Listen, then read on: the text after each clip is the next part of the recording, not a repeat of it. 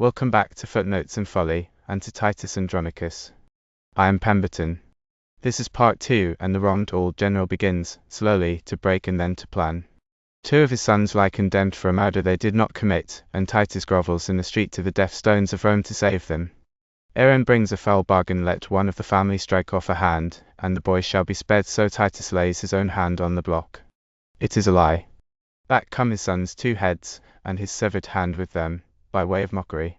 Something in the man gives way. His ravished, handless, tongueless daughter Lavinia finds at last a way to name the men who destroyed her, scratching their names in the sand. The secret of Aaron's child by the Empress comes to light, and the old soldier, half mad and wholly purposed, begins to shoot his arrows of complaint straight up at the gods. Let us go on. The judges and senators enter, with Titus's 2 sons, Quintus and Martius, bound and being led across the stage toward the place of execution. Titus goes before them, pleading, "Hear me, solemn fathers, noble tribunes, stop. Have pity on my age. My youth was spent in dangerous wars while you slept safely. For all the blood I shed in Rome's great cause, for all the freezing nights I stood on watch, and for these bitter tears you now see filling the aged wrinkles in my cheeks, show mercy to my condemned sons. Their souls are not as corrupt as people think. I never wept for my 22 sons, because they died in honor's noble bed." Andronicus lies down, and the judges pass by him. They leave with the prisoners while Titus continues speaking. "For these 2 tribunes I write in the dust the deep sickness of my heart and the sad tears of my soul.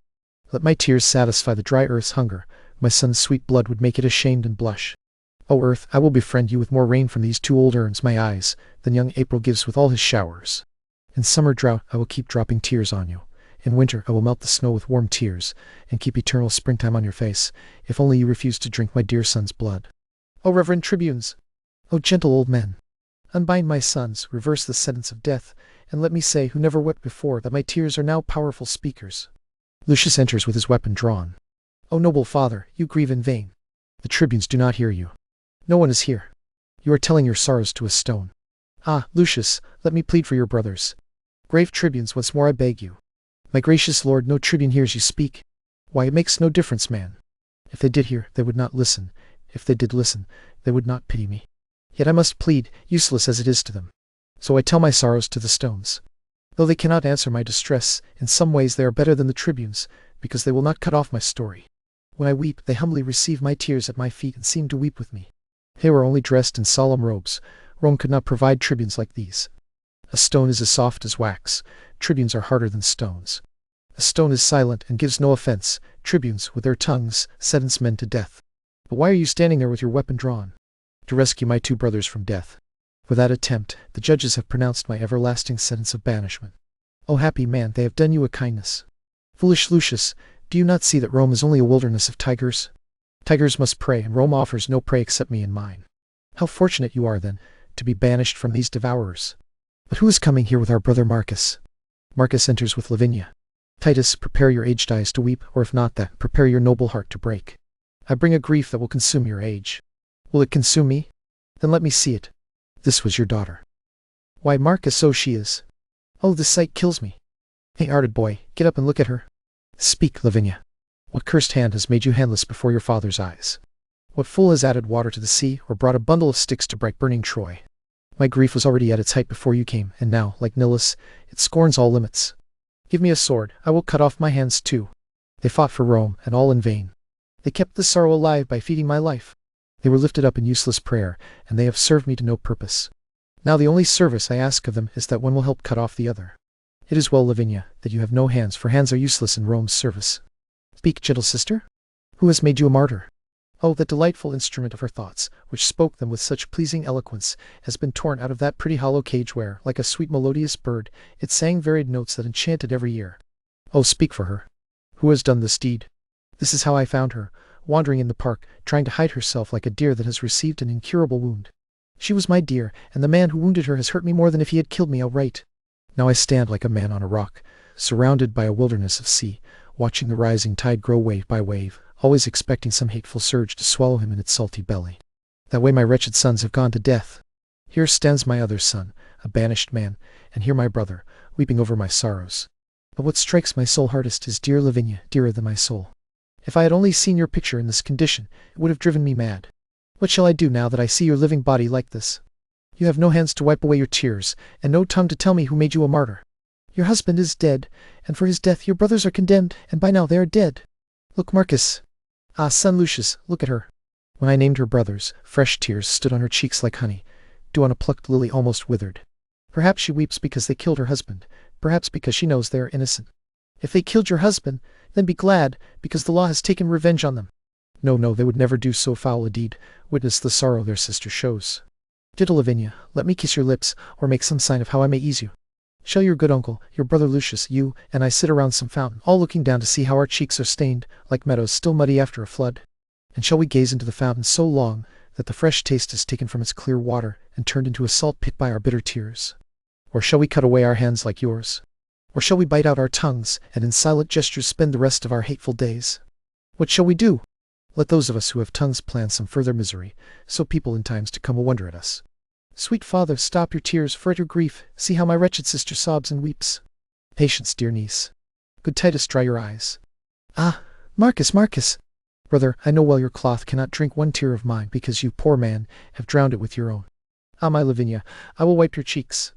Marcus. I understand her signs. If she had a tongue to speak, she would now say to her brother what I said to you. His cloth, all wet with his true tears, can give no service to her sorrowful cheeks. Oh, what a shared misery! This is as far from help as limbo is from bliss. Aaron, the more enters alone. Titus Andronicus, my lord, the emperor sends you this message. If you love your sons, let Marcus, Lucius, or yourself, old Titus, or any one of you, cut off your hand and send it to the king. In return, he will send both your sons here alive, and that shall be the ransom for their fault. O gracious emperor! O gentle Aaron! Did any raven ever sing so much like a lark, bringing sweet news of the sunrise? With all my heart I will send the emperor my hand. Good Aaron, will you help cut it off? Wait, father. That noble hand of yours, which has struck down so many enemies, shall not be sent. My hand will serve the purpose. My youth can spare my blood better than you can, and therefore mine shall save my brothers' lives. Which of your hands has not defended Rome and raised the bloody battle-axe high, writing destruction on the enemy's fortress? Oh, neither of them is without great merit. My hand has only been idle. Let it serve to ransom my two nephews from death. Then I will have kept it for a worthy end. No, come, decide whose hand will go with me in case they die before their pardon arrives. My hand shall go. By heaven, it shall not. Sirs, argue no more. Withered branches like these are fit to be cut off, so mine shall go. Sweet father, if I am truly to be thought your son, let me buy my brothers back from death. And for our father's sake, and for our mother's care, let me now show a brother's love to you. Settle it between yourselves. I will spare my hand. Then I will go fetch an axe. But I will be the one to use the axe. Lucius and Marcus leave. Come here, Aaron. I will deceive them both. Lend me your hand, and I will give you mine. If that is called deceit, then I will be honest and never while I live deceive men that way. But I will deceive you in another fashion, and you will admit it before half an hour has passed. Aaron cuts off Titus's hand. Lucius and Marcus return. Now stop your quarrel. What had to be done is finished. Good Aaron, give his majesty my hand. Tell him it was a hand that guarded him from 1,000 dangers. Ask him to bury it. It has earned more than that, but let it at least have that. As for my sons, say I value them as jewels bought at a cheap price, though they were still too dear, because I bought them with my own flesh. I go, Andronicus, and in return for your hand expect very soon to have your sons with you. Their heads, I mean. Oh, how the very thought of this villainy feeds and fattens me. Let fools do good, and let pale-faced men beg for grace. Aaron will keep his soul as black as his face. Aaron exits. Oh, here I lift this one hand up to heaven, and bow this weak, ruined body down to earth. If any power has pity for miserable tears, I call on that power. Lavinia, would you kneel with me? Then do it, dear heart, for heaven shall hear our prayers, or with our sighs we will darken the sky and stain the sun with mist, as clouds sometimes do when they wrap him in their melting arms. O brother, speak of what is possible, and do not rush into such violent extremes. Is my sorrow not deep with no bottom? Then let my passions be bottomless along with it. But still let reason govern your grief. If there were any reason for these miseries, then I could bind my grief within limits. When heaven weeps, does the earth not overflow? If the winds rage, does the sea not grow mad, threatening the sky with its great swollen face? And would you have a reason for this turmoil? I am the sea. Listen how her sighs flow. She is the weeping sky, and I am the earth. Then my sea must be stirred by her sighs. Then my earth, by her endless tears, must become a flood, overflowed and drowned. For my heart cannot hide her sorrows. Like a drunkard, I must vomit them out. So give me leave, for those who have lost everything will have leave to ease their stomachs with their bitter tongues. A messenger enters, carrying 2 heads and a hand. Worthy Andronicus, you are badly repaid for the good hand you sent the emperor. Here are the heads of your 2 noble sons, and here is your hand, sent back to you in mockery. Your grief is their entertainment, and your resolve has been mocked. It pains me to think on your sorrows even more than to remember my father's death. The messenger exits. Now let hot and grow cold in Sicily, and let my heart become an ever-burning hell. These miseries are more than anyone can bear. To weep with those who weep gives some relief, but grief that is mocked is a second death. Ah, that this sight should make so deep a wound, and yet hated life does not shrink away from it. That death should ever allow life to keep its name, when life has no part left in living except to breathe. Lavinia kisses Titus. Alas, poor heart, that kiss gives no comfort, no more than frozen water would comfort a starving snake. When will this fearful sleep come to an end? Now farewell, flattery. Die, Andronicus, you are not sleeping. Look at your 2 sons' heads, your warlike hand, your mangled daughter here, your other son banished and struck pale and bloodless by this dear sight, and your brother me standing like a stone statue, cold and numb. Ah, now I will no longer try to restrain your grief. Tear out your silver hair, gnaw your other hand with your teeth, and let this dreadful sight close our most wretched eyes forever. Now is the time to rage. Why are you still? Ha ha ha! Why do you laugh? It does not suit this hour. Because I have no other tear to shed. Besides, this sorrow is an enemy. It would seize control of my watery eyes, and make them blind with forced tribute tears. Then how shall I find revenge's cave? These 2 heads seem to speak to me, and threaten that I shall never come to happiness until all these evils are hurled back down the throats of those who committed them. Come, let me see what task I have to do. You sorrowful people, gather around me, so I may turn to each one of you and swear to my soul that I will right your wrongs. The vow is made. Come, brother, take one head, and in this hand I will carry the other. And Lavinia, you shall have work for these arms. Carry my hand, sweet girl, between your teeth. As for you, boy, go, get out of my sight. You are an exile, and you must not stay. Hurry to the Goths and raise an army there. And if you love me, as I think you do, let us kiss and part, for we have much to do. Titus, Marcus, and Lavinia exit. Farewell, Andronicus, my noble father, the most woeful man who ever lived in Rome. Farewell, proud Rome, until Lucius comes again. He values his pledges more dearly than his life. Farewell, Lavinia, my noble sister. Oh, I wish you were as you were before. But now neither Lucius nor Lavinia lives, except in oblivion and hateful grief. If Lucius lives, he will repay your wrongs, and make proud Saturnine and his empress beg at the gates, like Tarquin and his queen. Now I will go to the Goths and raise an army to take revenge on Rome and Saturnine. Lucius exits. Titus Andronicus, Marcus, Lavinia, and the boy young Lucius enter. A banquet is set out. So. Now sit down, and make sure you eat no more than enough to keep just enough strength in us to avenge these bitter sorrows. Marcus, loosen that knot twisted tight by grief. Your niece and I, poor creatures, lack our hands and cannot express our tenfold sorrow by folding our arms. This poor right hand of mine is left to tyrannize over my breast. When my heart, driven mad by misery, beats inside this hollow prison of my flesh, I beat it down like this. You map of woe who speaks in signs, when your poor heart beats wildly, you cannot strike it like this to quiet it. Wound it with sighs, girl, kill it with groans. Or get some little knife between your teeth, set it against your heart, and make a hole there, so all the tears your poor eyes shed may run into that drain, and soaking in, drown the lamenting fool in salt-water tears. Shame, brother, shame. Do not teach her to lay such violent hands upon her tender life. What now? Has grief made you foolish already? Why, Marcus, no one should be mad except me. What violent hands can she lay on her life? Ah, why do you bring up the word hands, as if asking a plus needs to tell again how Troy was burned and how he was made miserable?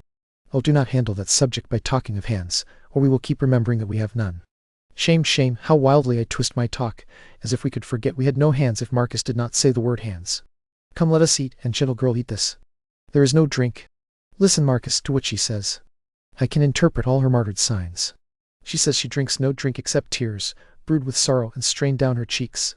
Speechless complainer, I will learn your thoughts. I will become as expert in your silent gestures as begging hermits are in their holy prayers. You shall not sigh, nor lift your stumps toward heaven, nor wink, nor nod, nor kneel, nor make a sign, but I will wring an alphabet from it, and through constant practice learn to know your meaning. Good grandfather, leave off these bitter deep laments. Cheer my aunt with some pleasant story. Alas, the tender boy, moved by feeling, is weeping to see his grandfather so weighed down. He's tender sapling. You are made of tears, and tears will quickly melt your life away. Marcus strikes the dish with a knife. What are you striking at with your knife, Marcus? At what I have killed, my lord, a fly. Shame on you, murderer. You kill my heart. My eyes are sick of seeing tyranny. An act of death done against the innocent does not suit Titus's brother. Go away. I see you are not fit company for me. Alas, my lord, I have only killed a fly. Only? What if that fly had a father and mother? How he would droop his slender golden wings and buzz his lamenting cries into the air. Poor harmless fly, who came here with his pretty buzzing music to make us merry, and you have killed him. Pardon me, sir. It was a black, ugly fly, like the Empress's Moor. That is why I killed him. Oh. Then forgive me for rebuking you, for you have done a charitable deed. Give me your knife. I will triumph over him, flattering myself as if he were the Moor, come here on purpose to poison me. There is one for yourself, and there is one for Tamora. Ah, sirrah.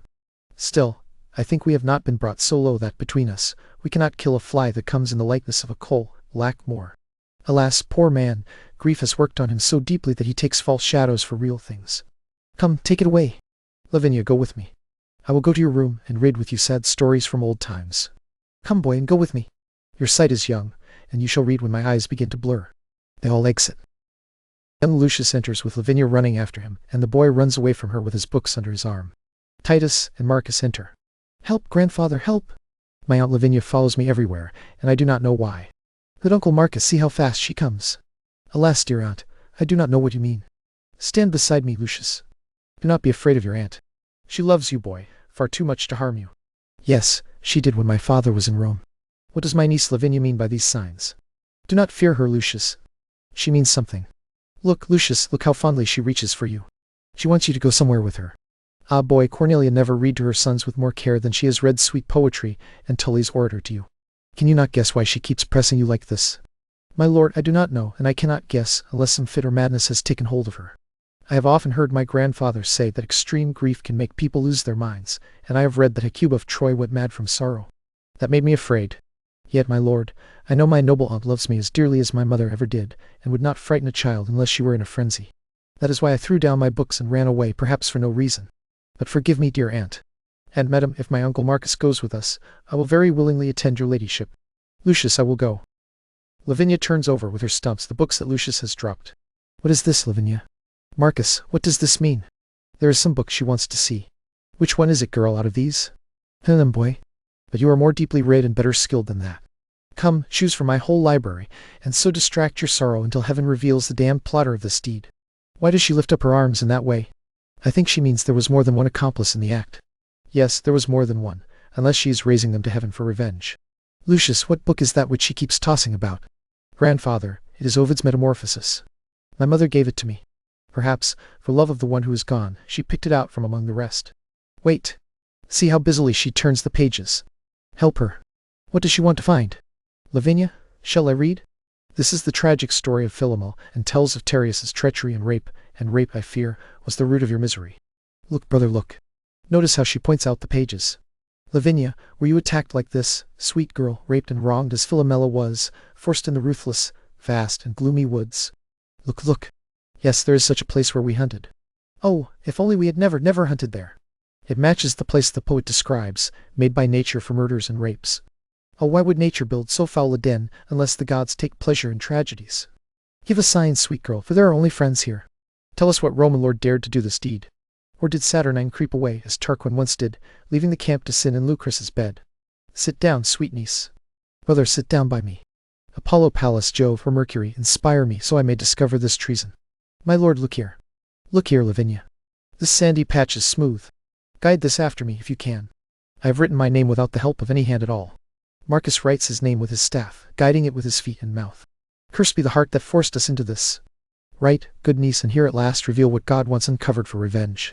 May heaven guide your pen to print your sorrows plainly, so we may know the traitors and the truth. Lavinia takes the staff in her mouth and guides it with her stumps and writes. Oh, do you read, my lord, what she has written? Rape. Chiron. Demetrius. What? The lustful sons of Tamora were the doers of this monstrous bloody deed? Great ruler of the heavens, are you so slow to hear crimes, so slow to see them? Oh, calm yourself, gentle lord, though I know there is enough written here upon this earth to stir rebellion in the mildest minds and arm even infants' thoughts to cry out. My lord, kneel down with me. Lavinia, kneel. And kneel, sweet boy, hope of the Roman Hector. Swear with me, as the sorrowful husband and father of that chaste dishonored lady swore with Lord Junius Brutus over Lucrece's rape, that with wise counsel we will pursue deadly revenge against these treacherous Goths, and either see their blood or die under this disgrace. That is certain enough, if you knew how. But if you hunt these bear cubs, beware, the mother bear will wake if she catches your scent. She is still deeply allied with the lion, and lulls him while she plays upon her back, and when he sleeps, she will do whatever she wants. You are a young huntsman, Marcus. Leave it alone. Come, I will go get a sheet of brass, and with a point of steel I will write these words and put it away. The angry north wind will blow these sands everywhere like Sibyl's leaves, and then where is our lesson? Why, what do you say? I say, my lord, that if I were a man, their mother's bedchamber would not be safe for these base slaves under Rome's yoke. Yes, that is my boy. Your father has often done the same for his ungrateful country. And uncle, so will I if I live. Come, go with me into my armory. Lucius, I will equip you, and besides, my boy, you shall carry presents from me to the empress's sons, gifts I intend to send them both. Come, come, you will deliver my message, will you not? Yes, with my dagger in their chests, grandfather. No, boy, not that way. I will teach you another course. Lavinia, come. Marcus, look after my house. Lucius and I will go defy them at the court. Yes, indeed we will, sir, and we will have attendants with us. Titus, Lavinia, and young Lucius exit. O heavens, can you hear a good man groan and not soften, or not have pity on him? Marcus, follow him in his frenzy. He has more scars of sorrow in his heart than enemies' marks upon his battered shield, yet he is so just that he will not take revenge. Heavens, take revenge for old Andronicus. Marcus exits. Aaron, Chiron, and Demetrius enter at one door. At the other door, young Lucius enters with an attendant, carrying a bundle of weapons with verses written on them. Demetrius, here is Lucius's son. He has some message to deliver to us. Yes, some mad message from his mad grandfather. My lords, with all the humility I can show, I greet your honors on behalf of Andronicus. Aside, and I pray the Roman gods destroy you both. Thank you, lovely Lucius. What is the news? Aside, that you are both exposed, that is the news, branded as villains for rape.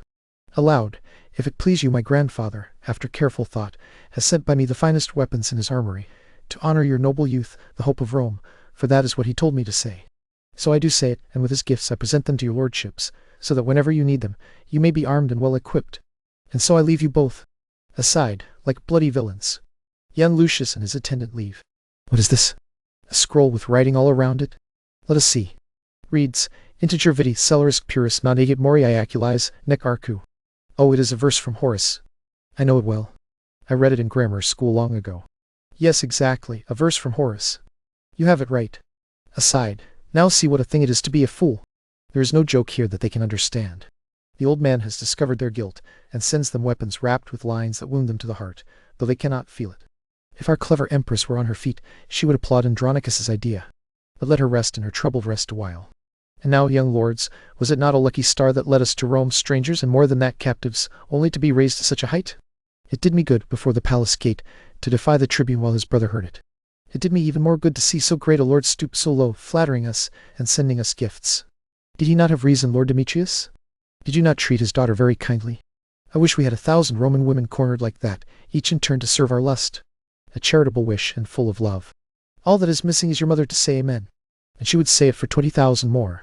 Come, let us go and pray to all the gods for our beloved mother in her labor pains. Aside, pray to the devils. The gods have abandoned us. Trumpets sound. Why are the emperor's trumpets sounding like that? Probably for joy that the emperor has a son. Wait. Who comes here? A nurse enters with a black child in her arms. Good morning, lords. Oh, tell me, have you seen Aaron the Moor? Well, more or less, or not at all, here Aaron is. What business have you with Aaron now? Oh, gentle Aaron, we are all ruined. Help now, or grief will follow you forever. Why are you making such a howling noise? What are you rapping and fumbling with in your arms? Oh, something I wish I could hide from heaven's sight, our empress's shame and stately Rome's disgrace. She has been delivered, lords, she has been delivered. Delivered to whom? I mean, she has given birth. Well, God give her good rest. What has he sent her? A devil. Then she is the devil's mother. A joyful child. A joyless, dreadful, black, sorrowful child. Here is the baby, as hateful as a toad among the fair-faced mothers of our country. The empress sends it to you, your stamp and seal, and orders you to christen it with the point of your dagger.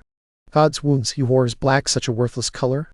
Sweet woman, you are certainly a beautiful blossom. Villain, what have you done? What you cannot undo. You have ruined our mother. Villain, I have done your mother. And in doing that, hellish dog, you have destroyed her. Curse her luck, and curse her hated choice. Curse the child of so foul a fiend. It shall not live. It shall not die. Aaron, it must. The mother wills it so. What must it, nurse? Then no man but I shall carry out the sentence on my own flesh and blood. I will skewer the little tadpole on my rapier's point. Nurse, give it to me. My sword will quickly finish it. This sword will rip open your guts sooner. Aaron takes the baby. Stay back, murderous villains. Will you kill your brother? Now, by the burning lights of heaven that shone so brightly when this boy was conceived, any man who touches my firstborn son and heir will die on the sharp point of my scimitar. I tell you, boys, not Enceladus with all the threatening brood of Typhon, nor great Alcides, nor the god of war himself, shall take this prize out of his father's hands. What are you, you bloody-minded, shallow-hearted boys? You whitewashed walls, you painted tavern signs. Coal, black is better than any other color because it refuses to take on any other color. All the water in the ocean can never turn a swan's black legs white, though she washed them every hour in the flood. Tell the Empress for me that I am old enough to keep what is mine. Let her excuse it however she can. Will you betray your noble mistress like this? My mistress is my mistress. This is myself, the strength and image of my youth. I choose this before all the world. In spite of all the world, I will keep him safe, or some of you shall pay dearly for it in Rome. By this our mother is forever shamed. Rome will despise her for this foul accident. The emperor in his rage will condemn her to death. I blush to think of this disgrace. There is the privilege your beauty gives you. Shame on that treacherous color, which betrays by blushing the hidden deeds and secrets of your heart. Here is a young boy made with another look. See how the black child smiles at his father, as if to say, old man, I am your own. He is your brother, lords, truly fed by the same blood that first gave life to you, and from the womb where you were once imprisoned, he has been freed and come into the light. No, he is your brother by the sure side, though my seal is stamped upon his face. Aaron, what shall I say to the Empress? Think carefully, Aaron, what must be done, and we will all agree to your advice. Save the child, so that we may all be safe. Then let us sit down and all take counsel. My son and I will keep the advantage over you. Stay there. Now talk as much as you like about your safety. They sit. How many women saw this child of his? Good brave lords? When we are joined in alliance I am a lamb, but if you threaten the moor, the enraged boar, the mountain lioness, and the swelling ocean do not rage as fiercely as Aaron's storms. But say it again, how many saw the child? Cornelia the midwife and I, and no one else except the Empress who gave birth. The Empress, the midwife, and you. Two can keep a secret when the third is gone. Go to the Empress, tell her I said this. Aaron kills the nurse. Weak, weak. That is how a pig cries when it is being prepared for the spit. What do you mean, Aaron? Why did you do this? Oh, my lord, sir, it is a matter of policy. Should she live to betray this guilt of ours, a long-tongued babbling gossip? No, lords, no. And now I will tell you my full plan. Not far from here lives one Melitius, my countryman. His wife gave birth only last night. His child resembles her, as fair as you are. Go make a bargain with him and give the mother gold. Tell them both the whole situation, and how by this their child will be raised high, received as the emperor's heir, and substituted in place of mine, to calm the storm spinning through the court. Let the emperor dandle him as his own. Listen, lords, you see I have given her medicine. Aaron indicates the nurse. And you must take care of her funeral. The fields are near, and you are gallant fellows. When this is done, do not delay any longer, but send the midwife to me at once. Once the midwife and the nurse are properly disposed of, then let the ladies chatter as much as they please. Aaron, I see you will not even trust the heir with secrets. For this care of Tamora, she and all who belong to her are deeply indebted to you. Demetrius and Chiron leave carrying the nurse's body. Now to the Goths, as swift as a swallow flies, to put this treasure in my arms in safety and secretly greet the Empress as friends. Come on, you thick-lipped child, I will carry you away. It is you who force us to make these shifts. I will make you feed on berries and roots, eat curds and whey, suck milk from a goat, live in a cave, and bring you up to be a warrior and command an army. Aaron exits. Titus enters with old Marcus, Publius, young Lucius, and other gentlemen carrying bows. Titus carries arrows with letters tied to their ends. Come, Marcus, come. Kinsman, this is the way. Young sir, let me see your skill with a bow. Draw the string back fully, and send the arrow straight there. Astrea has left the earth. Remember that, Marcus. She is gone, she has fled. Sirs, take up your tools. You cousins, go sound the ocean and cast your nets. Perhaps you may catch justice in the sea, though there is as little justice there as there is on land. No, Publius and Sempronius, you must do it. You must dig with pickaxe and spade and pierce the deepest center of the earth. Then, when you reach Pluto's realm, deliver this petition to him, I beg you. Tell him it asks for justice and for help, and that it comes from old Andronicus, shaken with grief in ungrateful Rome. Rome. Well, I made you miserable when I gave the people's votes to the man who now tyrannizes over me. Go, get going, and please be careful, all of you. Do not leave one warship unsearched. This wicked emperor may have sent justice away by sea, and then, kinsman, we may whistle in vain for justice. Oh, Publius, is this not a terrible thing, to see your noble uncle so distracted? For that reason, my lords, it greatly concerns us to watch him carefully day and night, and humor his state as kindly as we can, until time brings some thoughtful remedy. Kinsman, his sorrows are beyond remedy, but join with the Goths, and with a revengeful war take vengeance on Rome for this ingratitude, and vengeance on the traitor Saturnine. Publius, what now? What now, my masters? Have you found her? No, my good lord. But Pluto sends word that if you want revenge from hell, you shall have it. As for justice, he thinks she is so busy with Jove in heaven or somewhere else, that you must necessarily wait a while. He wrongs me by feeding me with delays. I will dive into the burning lake below and drag her out of Acron by the heels. Marcus, we are only shrubs, not cedars. We are not huge bone men made in the size of cyclops. But our metal, Marcus, is steel right through to the back. Yet we are bent with wrongs heavier than our backs can bear. And since there is no justice on earth or in hell, we will petition heaven and move the gods to send justice down to avenge our wrongs. Come to this business. You are a good archer, Marcus. Titus gives them the arrows. To Jove, that one is for you. Here to Apollo. To Mars, that is for myself. Here, boy, this is to Pallas. Here to Mercury. To Saturn, Caius, not to Saturnine. You might as well shoot against the wind. Go to it, boy. Marcus, release when I tell you. On my word, I have written effectively. There is not a god left unpetitioned. Kinsmen, shoot all your arrows into the court. We will torment the emperor in his pride. Now, masters, draw. They shoot. Oh, well done, Lucius. Good boy, into Virgo's lap. Give it to Pallas. My lord, I am aiming a mile beyond the moon. Your letter must be with Jupiter by now. Ha ha! Publius, what have you done? Look, you have shot off one of Taurus' horns. That was the sport, my lord. When Publius shot, the bull, being wounded, gave Ares such a blow that both the ram's horns fell down into the court. And who should find them but the empress villain? She laughed and told the Moor he had no choice but to give them to his master as a present. Why, there it goes. God give his lordship joy. The clown enters with a basket containing 2 pigeons. News from heaven. Marcus, the messenger has come. Sir, what news? Have you any letters? Shall I have justice? What does Jupiter say? What, the gallows maker?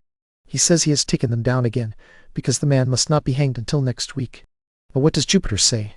That is what I ask you. Alas, sir, I do not know Jupiter. I never drank with him in all my life. Why, villain, are you not the carrier? Yes, of my pigeons, sir.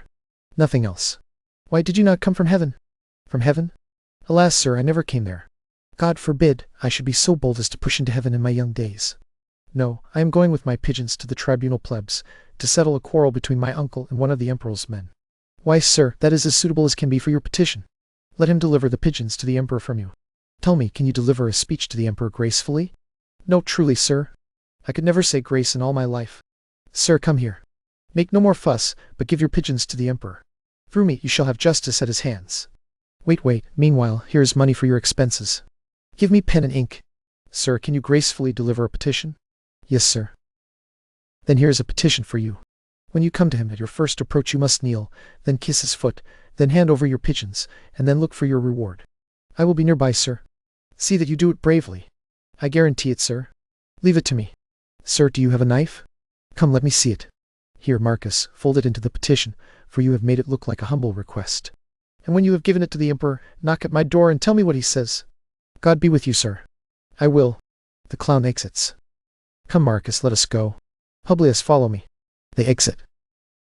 Emperor Saturninus enters with Empress Tamora, her 2 sons Chiron and Demetrius, and attendants. Saturninus carries in his hand the arrows that Titus shot toward him. My lords, what insults are these? Has anyone ever seen a Roman emperor so overruled, so troubled, so confronted, and treated with such contempt for carrying out lawful justice? My lords, you know, as the mighty gods know, that however these disturbers of our peace whisper into the people's ears, nothing has been done except according to law against the stubborn sons of old Andronicus. And what if grief has overwhelmed his mind? Must we suffer from his revenges, his fits, his madness, and his bitterness? And now he writes to heaven for help. Look, here is one to Jove, this one to Mercury, this one to Apollo, and this one to the god of war. Fine little scrolls to fly through the streets of Rome. What is this but slandering the Senate and proclaiming our injustice everywhere? A noble mood, is it not, my lords? As if he meant to say there is no justice in Rome. But if I live, his pretended madness will not protect these outrages. He and his family shall learn that justice lives while Saturninus is healthy, and if justice sleeps, he will wake her so fiercely that she shall cut off the proudest conspirator alive. My gracious lord, my dear Saturnine, lord of my life and ruler of my thoughts, calm yourself, and make allowances for the faults of Titus's old age, the effects of grief for his brave sons, whose loss has pierced him deeply and scarred his heart. Rather comfort him in his distress than prosecute either the least or greatest man for these insults. But privately, this is exactly how clever Tamora must flatter everyone. Titus, I have struck you to the heart. If Aaron is wise now that your life, blood is drawn, then all is safe, the anchor is in the harbor. A clown enters. Well now, good fellow, do you wish to speak with us? Yes, indeed, if your ladyship is imperial. I am the empress, but the emperor sits there. That is him. God and Saint Stephen give you a good evening. I have brought you a letter and a pair of pigeons here. Saturninus reads the letter.